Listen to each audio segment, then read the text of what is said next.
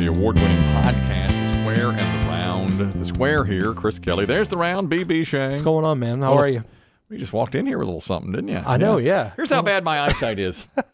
You came in with a 4-pack of what looks like soda. It turns out to be, well, you said it was, it's like one of these seltzers. Yes. With a Delta 9. With Delta 9 in it, yes. Which is a marijuana product. Sort of. It's not. They call it diet weed. Okay. Yes. So you've got that, yes. and I look over at it, and I say, oh, look at the flavor. It's Legal Blaze. No, that's Lemon Raz. Lemon Raz. Lemon Raz. I said, oh, Legal Blaze you got up the in L, here. E, and the Z, right? But that's about it. It's like one of those tests where you put your... I just did that. You know, I'm going to get contacts, I think. Good for you. First time ever? Yeah, my wife sent me to the, I was mentioning this the other day, my wife sent me to the eye doctor because she was worried about my vision. I just wear readers, you know. Yeah. And so I went and they prescribed me with bifocals without the line. They're called graduated bifocals. Uh-huh. She said it would help me with the computer, with the phone, even the TV, even driving. Just wear glasses all the time. My wife and I go to Costco to get the glasses. We wind up having a big fight because I'm just not in it. My headspace is not there. I'm not there yet. You don't want to shop or you just don't want to deal with it? I think I don't want to deal with it, and I think somehow it makes me feel old to get the glasses. Yeah. Okay, I got you. It shouldn't. I mean, you know, come on. It just does. I hate change. You know how I am. Yeah, I got you. You know how stuck in my ways I am. You. You pointed that out a million times. We're all getting older, though, man. You just got to embrace it. But you know what? No matter what. So finally, you talk about embracing. So just a moment ago, just before you came in the room, I called the eye doctor and said, instead of glasses, let's go contacts. Yeah, okay. And so I'm going there tomorrow to get another appointment to fit me for contacts. Mm-hmm. And if I can do those, then I think I'd really like it because I'd have them all the time and not have the glasses on. Okay. We'll see. I may have glaucoma. I still haven't got that squared away. That's right. That'll help. That Legal Blaze. This is why I'm drinking it. That Legal Blaze will help you with that. Delta 9 helped me with that. Yeah. Plus, I just stuck my foot in my mouth just with BB Shea a moment ago. We had a dear friend get married over the weekend. Yes. And the way he did it was he sent out wedding invitations for the wedding itself, which was in a church. And then some people got invitations to the reception, which was at a beautiful country club. I didn't get that invitation, just to the church. But if you only got an invitation to the wedding, you didn't even have to RSVP. Oh, really? Okay. Yeah. So I asked BB Shea, I said, well, did you go to the wedding? And he said, well, I didn't get an invitation to either. Didn't get an invitation to either. Well, don't I feel like the butthole? I mean, you didn't know. You know that movie, A Few Good Men? There's a scene in that movie where Tom Cruise's character goes to Jack Nicholson. And Nicholson says, is your dad so-and-so? And his dad was this great lawyer. He said, yeah, it is. And he goes, well, how is your dad, Danny? And he's like, well, he died 7 years ago. And Jack Nicholson says, well, don't I feel like the F&A hole? Which is exactly how I feel today. I mean, how was the wedding? Oh, I didn't go. Oh, you didn't go to the wedding. I didn't go either. You didn't go either. This is really bad to admit. I like the guy a lot getting married. And I think... I'm sure his wife is great. I've never met her. And it was a 4:00 wedding on a Saturday, and I was just so comfortable on my couch, and I just did not get up to go to that wedding. Isn't that terrible? Well, listen, man, I get it. It's hard to do anything these days, you know. Yeah. But I didn't expect to make the cut for the invitation list. I'm not mad about it. I love him to death. He's a great dude. I just didn't, you know. I planned on going. I planned on going at about 3:00. I just turned and said, I'm just not going. I just could not get motivated. Isn't that horrible? It's a whole deal. You got to. It's a wedding deal. Is a whole deal thing. It's a whole That's more than just even going out. I don't want to go. I don't want to go to the grocery store because you got to get dressed up. You know, you got to prepare to cry. Exactly. You know. Do you like A Few Good Men? Do you like that movie? I haven't seen it all the way through. That is a movie. Okay, we're doing today what's called Guilty Pleasures as our top 5. Yes. And that movie, I wouldn't call it a guilty pleasure because I think a lot of people like it. You're right. Yeah. Okay, it did well. That is probably the most complicated relationship I have with a movie. Okay? Really? Yeah. Okay. Because I don't think the acting is good. I don't think there are certain characters like Demi Moore doesn't even need to be in it.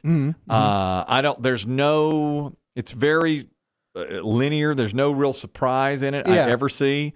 And yet, I really like it. I don't know what it is about it that I really like. I have movies like that too. Like nothing crazy happens. Yeah. Of course, I didn't see it all the way through, but there's just ones that are driven by the dialogue, and I'm okay with it.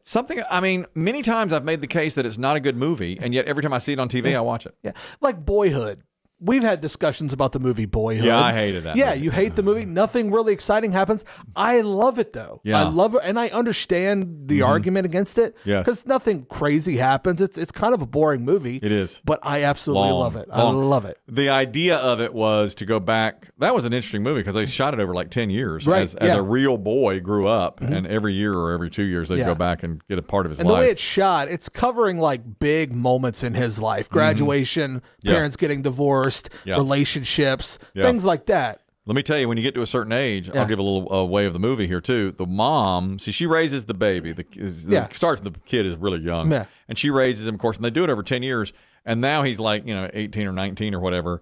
And she goes, well, the next big thing for you is I'm going to die. Yeah. And that's, let me tell you, my kid's in college. Yeah. My second one's a freshman in high school. That's how you start to feel. That's how you feel about that? Yeah. The next, the next big event. Well, I've got weddings for them. Well, yeah, your daughter going to college. That's going to be big. Yeah. And the weddings. And then after that, it's like, well, you're just waiting then. Yeah. You're just in the waiting room. So you better make the most of it. Yeah. Are you going to do anything to maybe like try to spice up your life once you're an empty nester? I've just been thinking about that lately because, like, over the weekend, like, I didn't go to that wedding, as you know. Yeah. And then yesterday, I just sort of sat around, or Sunday, I just sat around all day. And I'm literally to the point where my back's getting sore. I'm like, boy, I really need to do something, And I do a lot. I mean, I get up and... Yeah, I mean, you're active. It's not like you're sedentary or anything. No, but yet, I feel like if, like, once you get to be an empty nester or retired or whatever, you got to really plan some stuff to do, or you just get... But you're in a good position. You and your wife are in good health. I like travel. Yeah, exactly. I think you guys will take that opportunity to do that, hopefully. Yeah, I've never been one to say that I've got to see this or that, but now here's the thing. I was thinking about this the other day. You kind of said you feel bad for not going to the wedding, which I understand. Yeah. And nothing against our friend, but didn't it feel amazing to just not go? Oh, it was great. Wasn't it the greatest feeling ever? Yes, it was a beautiful day. I hate the fact that we have to lie to ourselves that we feel bad about not doing anything. Yeah, I felt fantastic. It's amazing. I didn't do this past weekend. I didn't do anything, and it was amazing. It's a good thing. But I just feel like as you get to my age and you look, retirement down the road. Yeah. And I think if I have every single day like that, I got to do something. Yeah. But I've never said like I need to go see the Eiffel Tower or whatever. I just don't need to do that. But I do need to do something. Maybe you'll feel motivated in several years. Well, like your idea of going to different ballparks. Yeah. I think that's pretty cool. I'm kind of happy I'm doing that now. Yeah, get it done. Right. Yeah. That's a pretty cool idea. This is about weddings, too. I saw that this was something that only really rich people or really poor people do. They both do it, but for different reasons. One is getting married in their backyard. A really rich person could do it at their palatial estate, and then a really poor person does it because they got nowhere else they can't pay. And it saves money. Yeah, it saves a lot of money. Yeah. Exactly. The other thing was driving extremely old cars. You know all about that. I know all about that. Yeah. I drive an extremely old car, or being drunk at noon. If you're really rich or you're really poor. What else better? You could be drunk at noon, and the last one. Caring for exotic animals is the exclusive hobby of the very wealthy or the very poor with little in between. Ooh. If you have an elephant, you're either extremely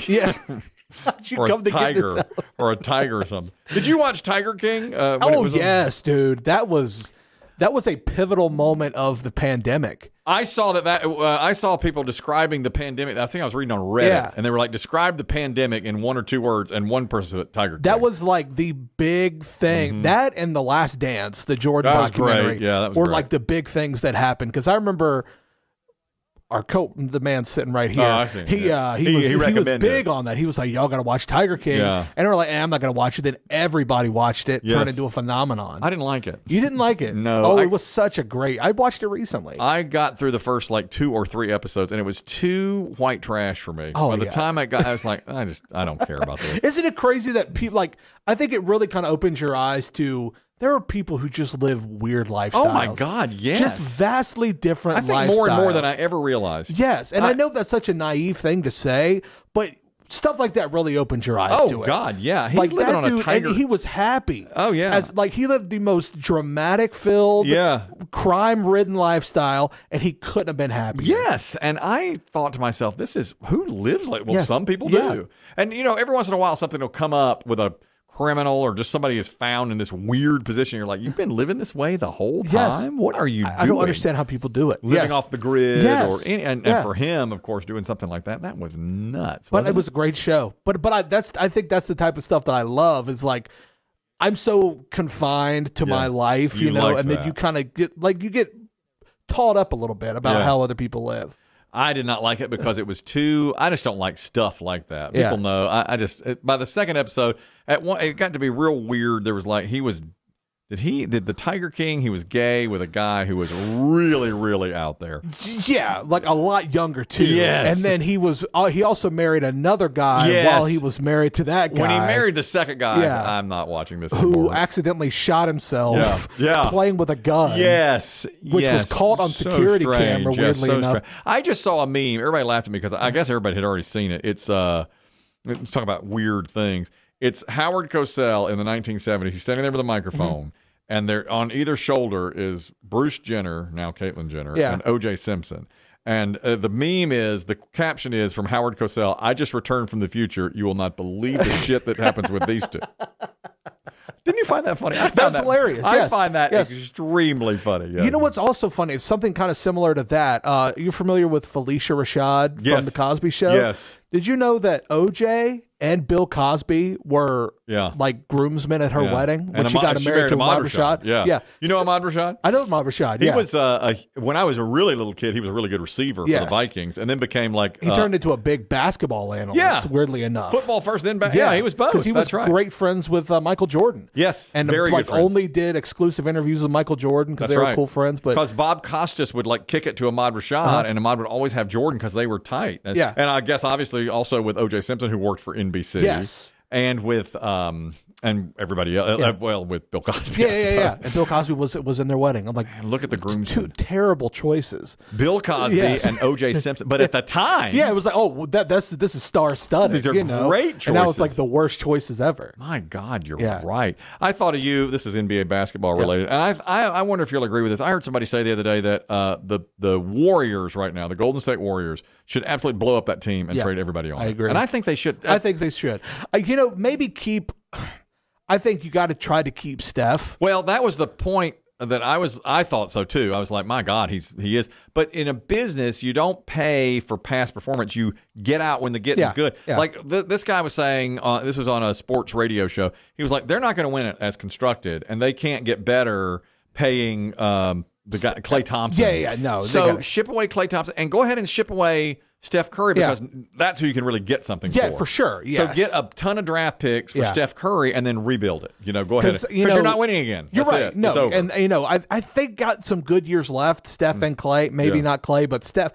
Steph has a few good years left. He has a few good years left. And for some reason, I feel like he would do good in Charlotte since it's kind of his hometown. Yeah. And kind of be a vet for that young team. This guy was saying that Oklahoma City, this is really inside NBA, has a ton of draft picks that they could trade to get Steph, and they have a really good young team who he'd be perfect for to be a leader for, and he could go win a ring somewhere else. I wouldn't send him to OKC. If I was OKC, I wouldn't want him. You wouldn't want him? No. Why? That team is so young and cohesive right now. You wouldn't want a leader? No. An older leader? I think they're fine the way that they are. Wow. You think in a couple years, they'll probably be champions. Even without him? Yeah, even without him. Plus, they have a ton of picks, apparently, which I didn't realize. Yeah. But he was saying, go ahead and get a bunch of picks from whoever. He was suggesting. Well, over time, they traded for Russell Westbrook. Mm-hmm. They traded for James Harden. Yeah. They traded for Kevin Durant. Oh, they did. They sent Paul George to L.A. They've traded a lot of talent away from that team. Durant, though. They drafted and Westbrook and Harden. Yeah, that's right. So you're right. They've traded all those guys away. And they're probably still reaping those benefits. God, you're right. They have all that draft capital. Yeah. You watching the NFL draft this week? I think I'm going to tune in a little bit. Well, I'm a Broncos fan, so I'm really. What's y'all's pick? How are you looking?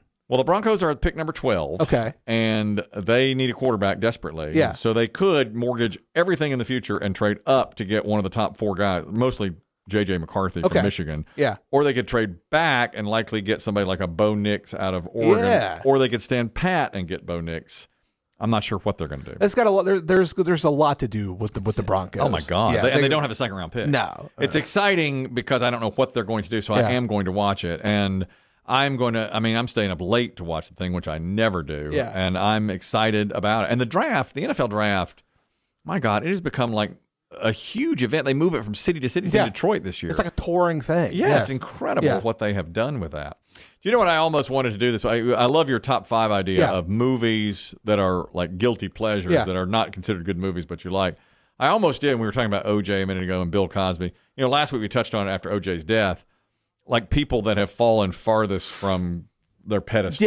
Yeah. And I thought about doing that. Maybe we can do that next week. People who have fallen off the hardest. Yeah, the hardest. And O.J. is right there at the top. Okay, yeah. And then Bill Cosby's there too. Yeah. And I thought those are some we could talk. And you mentioned Lance Armstrong last week too. But I still think there's plenty to cover. Yes. Beyond that, the people that have fallen the farthest and hit with a thud. And I think that O.J., maybe O.J. He may be the biggest. I don't know. Well, but he was never convicted criminally, but his life was never the same. But it led to such a terrible life afterwards. Well, I wonder if O.J., if you had asked him, did he have a terrible life? Because he was on the golf course all the time, and he was on Twitter. It's not like he went broke, did he? Well, he may have been broke. Yeah. He sure protected his money from the Goldmans. For sure. And he was able to be on the country club golf course all the time, apparently, from what I saw. But I wonder how much of that is, I'm O.J. Maybe. Do you know what I mean? Yeah. He was at a Bills playoff game a couple of years ago, too. Really? In Buffalo. I didn't even know that. May not have been playoffs, but he showed himself on Twitter from the box at the Bills game. And you're like, geez, O.J. I thought O.J., when he was found not guilty, I said to whoever was around at the time, I was like, you'll never see another word. I mean, he'll crawl in a hole and you'll never see him. Couldn't have been further from the truth. No, he became a joke. Oh, yeah. But he was out. He was out writing books and on Twitter and all that stuff. Is ridiculous. Isn't it wild how stuff like that becomes a joke? Yes. What's I was thinking about this earlier is at the end of the day, with the O.J. Simpson situation, 2 people died. Yes. For no reason. Oh, terrible. And nobody talks about that. Terrible. It's a joke about O.J. Oh, it becomes a joke. But nobody talks about the 2 people who died for no reason. I have a few things to say about that. That's how it's interesting. I mean, there are 2 innocent victims who were butchered.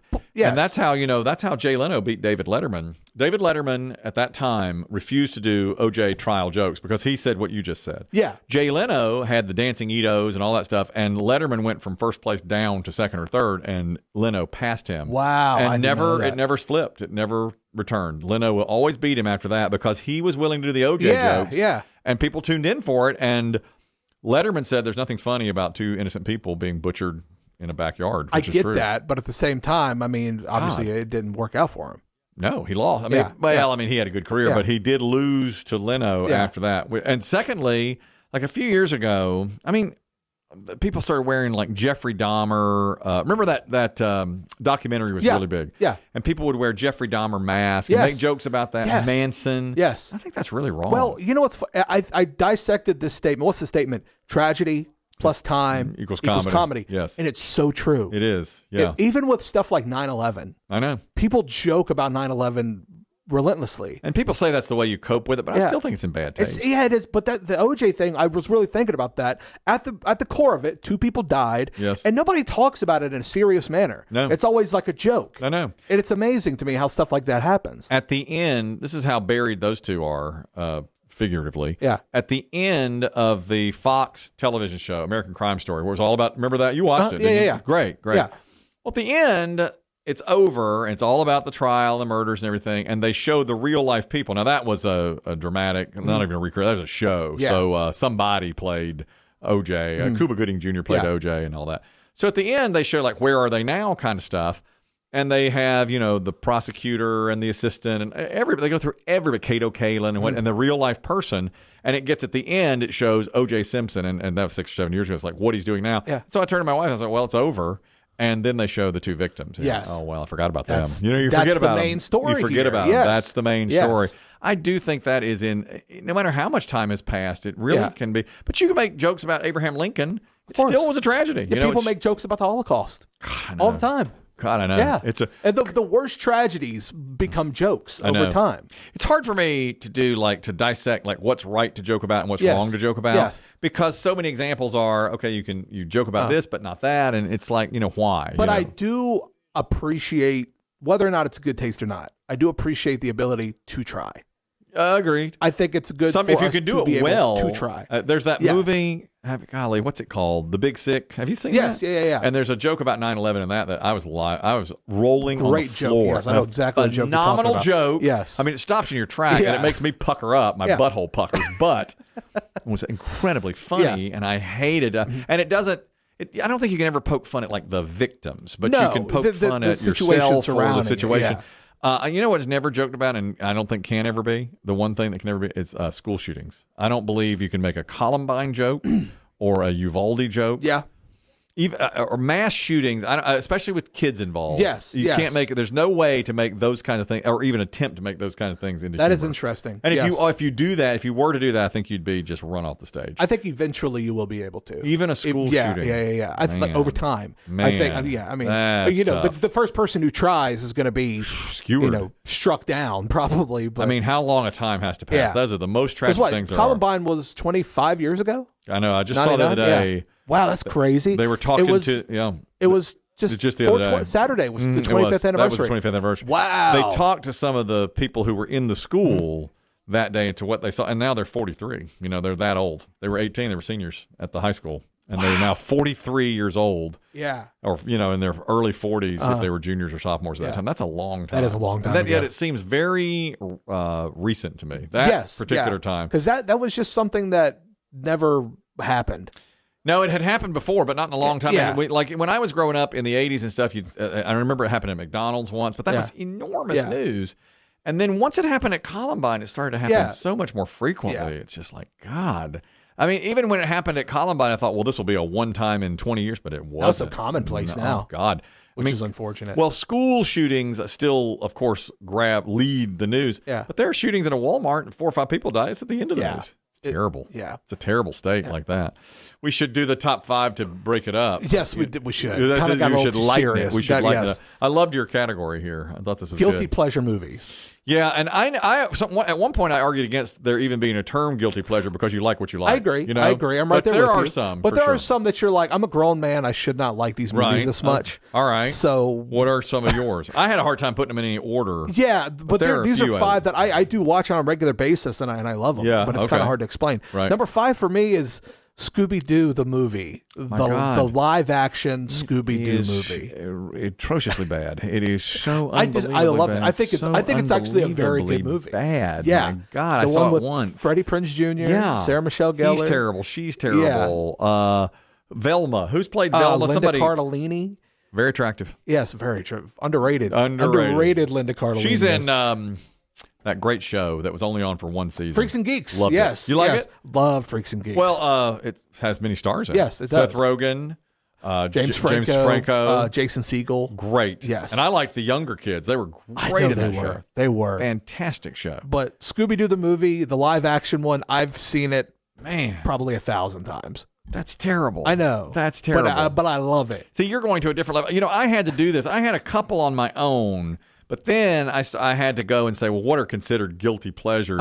And the one I saw that I love is Top Gun, which is I love Top Gun. I don't consider that a guilty pleasure. Do you? I don't think so. So I put it on there because I couldn't really think of anything. But I could see how it would be. I mean, because it's kind of memed out. The movie is, regardless of how good it is. It's people joke about it. You seen it? I never saw it. You haven't seen Top Gun? Never saw that or Maverick. I never saw either of them. You should see them both. I know. They're I probably so good. should. I like Maverick better than Top Gun, but Top Gun is phenomenal.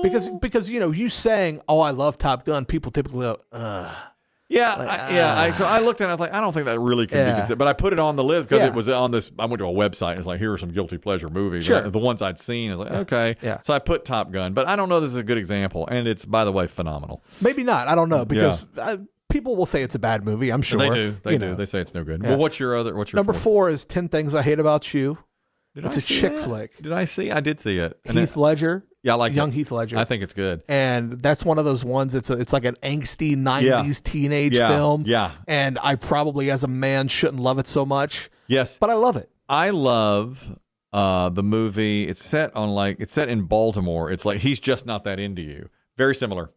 And have you seen it? It's got a lot of stars, and it's got Drew Barrymore's in it. It's got Bradley Cooper. Isn't it like a bunch of different love stories? Yes. Okay, yes. I've heard of that. There's a scene in it. Listen to this. Yeah. Wow, what would you do in this situation? Yeah. It's called He's Just Not That Into You. Bradley Cooper is cheating on his wife. He's married to the girl from Maverick. What's her name? She's really good. Anyway, she's very attractive. So he's married to her, but he's having an affair with Jennifer Connelly. Jennifer Connelly. Yeah. So he's married to Jennifer Connelly. He's having an affair with Sophia Coppola. Is that her name? No, I'm wrong. Scarlett Johansson. Scarlett Johansson. Uh-huh. You'll have to fill in the blanks. Yeah. I don't know these things.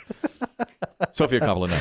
He's having an affair with Scarlett Johansson, who's just gorgeous, So in the movie, Jennifer Connelly knows about it, and she's decided to forgive him. So in the meantime, at his office, this is Bradley Cooper, at his office, here comes Scarlett Johansson. She's dressed in this little nightie, and she wants to have sex with him on the desk. Yeah. And so they're getting ready to go at it, and Jennifer Connelly shows up with like a picnic. And so he sends Scarlett Johansson to the closet to hide. While she's in there, he winds up having sex with his wife on the desk, Jennifer Connelly. And when she leaves, Scarlett Johansson comes out and slaps him and said, "I'm never going to be with you again." But I thought, well, what do you expect him to do? His wife came, his wife. So they broke up, and then Jennifer Connelly sent him packing too. And so he lost both of them. But he's Bradley Cooper, so I'm sure he landed on his feet. I would have never cheated on Jennifer Connelly in the first place. No, God, me neither. She's gorgeous. I know Scarlett Johansson's good looking, but she's gorgeous. Jennifer Connelly is, I don't know, she's great. Beautiful. And she's beautiful in Maverick, by the way. Even if she's older, she looks great. Yeah. Anyway, I'm off. My fourth was Ghost. I love it, love it. Yes. I love it. Yes. People say it's not that good, but I think it's fantastic. My wife hates it. That's one of those ones, whenever it's on television, I always watch it. Great. But you're right. It's not a great movie. But but I love it. The scene where she goes to the bank to do the Oda Mae Brown. Yeah. I love that scene. It's a great scene. Because when she writes the wrong name. When she writes the wrong name, like, how would you she handled that well. You know what? I wrote the wrong name. Can I get another one, please? She won Best Supporting Actress for that, which is ridiculous. Kind of is but ridiculous. She won it, and it was very strange. Yeah. But I love the movie. I think it's great. So I put Ghost on there. And it was a huge hit, so that may not be a guilty pleasure either, but I like it. Number 3 for me is Charlie's Angels Full Throttle. Oh, my God. The second one, not the first one, the second one. Charlie's Angels. I don't know if it's just because I have an affinity for Lucy Liu. It's terrible. I'm obsessed with Lucy Liu for some reason. Terrible. No, it's a terrible movie. Can't believe you like that. But I watch it all the time. Can't believe you like that movie. It's an amazingly terrible movie. Yeah, it's really bad, and yet you watch it. Have you seen any of the Charlie's Angels movies? The first one. The first one? Yeah. And part of the second, and I hated it. It's so good, man. God, it's terrible, but you like it. I love it. I put St. Elmo's Fire as number 3. Never You've saw not seen it. It's 80s. It's bad. But I love it. I do love it. Is that one of the ones they tried to bring the Brat Pack together? That's really one of the first Brat Pack. Failed. No, it was a success, and I think it's really good. I don't know again that people would call it a guilty pleasure, but it's I think it's fantastic. Yeah, it's got a lot of the Brat Packers. It's got Rob Lowe, Ali Sheedy. It's got Emilio Estevez, Andrew McCarthy. I mean, they're just out of college, out of Georgetown, and trying to feel their way along. Okay, and it's great. I mean, I love it. It's got that great '80s feel to it. It's got a great '80s soundtrack to it. It's mine. Okay, it's just my heyday, so I loved it. I got you. But I don't know if it's even considered a guilty pleasure, but I do. I'm sure somebody would consider that. Yes. Number 2 for me is Little Miss Sunshine. I love that movie. I know, it's a really good movie. But as a grown man, saying one of your favorite movies is Little Miss Sunshine is kind of weird to say. Yeah. But I agree. I showed it to a buddy of mine who thought it was stupid. And really? Then he watched it. I was like, we should watch Little Miss Sunshine. He goes, I'm not watching that weird stuff. Yeah. Loved it. He's like, this is actually a really good movie. Oh, it's great. Yes. Is it Alan Arkin? Alan Arkin, who that character is great. Amazing. He just died recently. He did die recently. I hate that. He was good. Yeah, he had a real bluntness about him that I really loved. He's great in Argo. Did you like Argo? No. You didn't like Argo? Terrible movie. Yes, that was a snooze fest, bro. Oh, my God. Yes, Argo was terrible. I love Argo. Jeez. What a great... It won the Best Picture. Yeah. It won the Best Picture. Yeah, that was a phenomenal They movie. just needed to give Ben Affleck something, I think. Oh, my God. I love it. I love... my second place is For Love of the Game with Kevin Costner. Have you seen it? No. It's great. That's baseball, right? You might not like it because he's pitching a perfect game against the Yankees. That's probably why I didn't like it. Boy, it's really good. He is, but nobody likes it but me. He's on the mound pitching a perfect game. He's like 38. He's about to go. He's had a so-so season, but he used to be a phenom. Yeah. And so he's had a so-so season. His career's about over. He's on the mound pitching a perfect game. He's just broken up, or they've just split, he and this girl. And while he's pitching the perfect game on the mound at Yankee Stadium, he's thinking back to how they met and all these. It goes through their relationship. Okay, so it's flashback. It's being narrated by Vin Scully. He's calling the game. Oh, is that right? And it's the last game of the season, or one of the last games of the season. Yankees need it to go to the playoffs. He's pitching, and it's excellent. I mean, it's a great baseball movie. It really is. And from what you like this, I read some trivia on it. all the players for the Yankees are like guys from their AAA farm club. Oh, no way. And they'll show a lot of times the stats on the big screen there at Yankee Stadium. And the stats are the same as Yankee players from that year. Like Bernie Williams' stats will be up there. Oh, or, okay. Or Mariano Rivera's stats will be up there, from that year. Who was the female lead? Kelly Preston. She's died. God, John Travolta's wife. Yeah. And she's passed away. But really good. Okay. I mean, I love it. You should try it and see what you think. Okay. It's a real chick flick, though. I had a feeling. I like it a lot. It's about baseball, but it's also about love. But it's more about their relationship. Yeah, it's good. My number one, I doubt that you've seen it. Larry the Cable Guy Health Inspector. I have not seen it. Let me tell you something. Yeah. I love this movie so much. I absolutely adore this movie. I don't know what it is. Yeah. It's just, it doesn't take itself seriously, and it's so un-PC. Larry the Cable Guy Health Inspector. Yes. He's a health inspector, and he dresses up in his tank top flannel. Yeah. And he's just a disgusting human being, but he's the foremost authority in health inspecting in the area. He drives around in a truck with a glove box full of moon pies. So he has to be he's the health inspector. And he tries to crack down a conspiracy to make a whole bunch of fancy restaurants lose their health inspection status. This, I've not seen it. I'm sure it's an abomination. If I was ever to recommend a movie to you, it's Larry the Cable Guy Health Inspector. And I'm being wholeheartedly serious about this. I absolutely adore this movie. Let's have a legal blaze. Bruce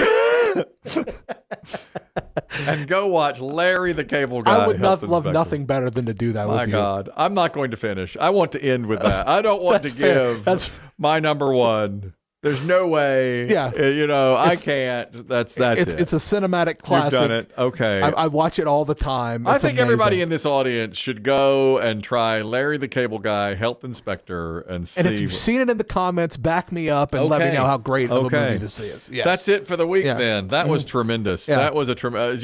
We went from really serious school shooting type of stuff all the way to Larry the Cable Guy Health Inspector. That's how you do it. But that's what you get with the square in the round. The square in the round is what you get. You'll get it again next week. That's right. We'll drag it back in here again next week, see what we can do. Thank you very much for listening. Subscribe, download, tell your friends, all of that.